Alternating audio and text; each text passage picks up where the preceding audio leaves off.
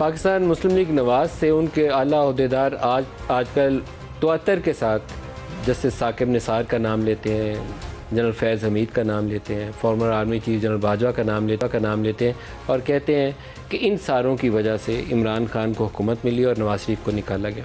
ये शायद सारी बातें गलत ना हों। पाकिस्तान में एक मॉडल दोहराया गया था, शुरू हुआ था, जिसका आगाज़ 1990 में नवाज शरीफ की हुकूमत से IJI बनाई गई थी। और IJI का मॉडल इसलिए बनाया गया था कि मोहतरमा बेनज़ीर भुट्टो को अल्लाह उनकी मग़फ़िरत फरमाए, उनको इक़्तिदार से दूर रखना, उनको सिक्योरिटी रिस्क करार दिया जाता था।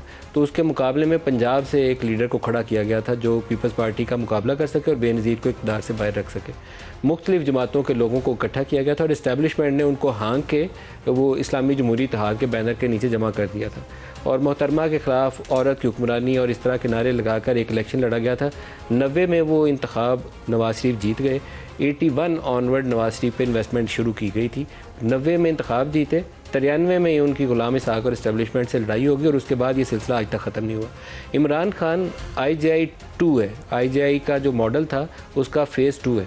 इमरान खान पे इन्वेस्टमेंट 2011 में शुरू होती है, जब ये सोचा गया कि ये दो ऐसी ख़ानदानी जमातें हैं जिनके ऊपर ख़ानदान कंट्रोल करते हैं, एक के ऊपर शरीफ फैमिली कंट्रोल करती है और एक के ऊपर जरदारी फैमिली कंट्रोल कर रही है।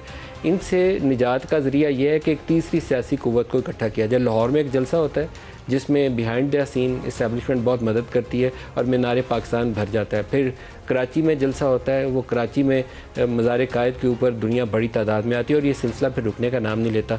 2013 के इंतखाबात में KP असम्बली के अंदर उनको कामयाबी बड़ी पैमाने पे हो जाती है, हुकूमत बनाने में कामयाब हो जाते हैं। इस मॉडल को आप स्टेप बाय स्टेप मैच करिए। नवाज शरीफ को पहले पंजाब हुकूमत मिली थी, चीफ मिनिस्टर पंजाब बने थे, वहाँ से उन्होंने राइज़ किया था। यहाँ KP में PTI को हुकूमत मिल जाती है और मरकज़ में कौमी असम्बली के अंदर उन्हें ठीक ठाक नशिस्तें मिल जाती हैं। और इमरान खान 2014 में इंतखाबात के साल भी पूरा नहीं गुजरता तो धरना से जाके बैठ जाते हैं और वही धरना है जिसके ऊपर बराह रास्त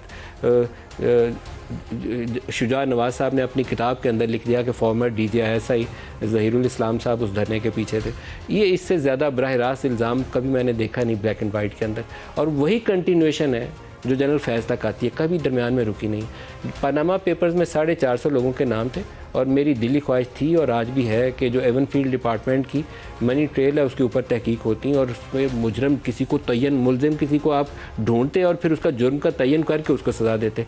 लेकिन नवाज शरीफ की जो डिस्क्वालिफिकेशन थी, नाअहली थी ताहियात, वो ये कहा गया कि ये सादिक और अमीन नहीं है क्योंकि इकामा एक इसके पास है जिसमें अकाउंट रिसीवेबल है 10,000 दिरहम का, वो इसने बताया नहीं है, इसलिए लाइफ टाइम डिस्क्वालिफिकेशन। वहीं पे एक नेक्सस नज़र आता है जुडिशरी का और इस्टेब्लिशमेंट का, और ये होना नहीं चाहिए। ये इतना नुकसानदेह पाकिस्तान के लिए साबित हुआ कि आज तक हम उस चीज़ से संभल ही नहीं सके और ये कंटिन्यूएशन चलती चलती चलती हमें इस स्टेज के ऊपर ले आई है। नवाज शरीफ का निकालना भी जिस तरीके से निकाला गया इसी नेक्सस का नतीजा था, और जिस तरीके से इमरान की 9 अप्रैल की हुकूमत गिराई गई वो भी इस्टेब्लिशमेंट से आउट ऑफ फेवर होने का नतीजा था।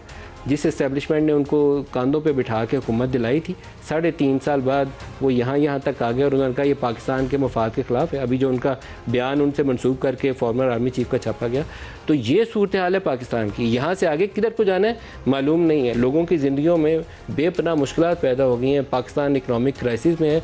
क्या हमने इससे सीखा है, आगे बढ़ेंगे या इसी तरीके से ये दायरों का सफ़र जो है आगे चलता जाएगा?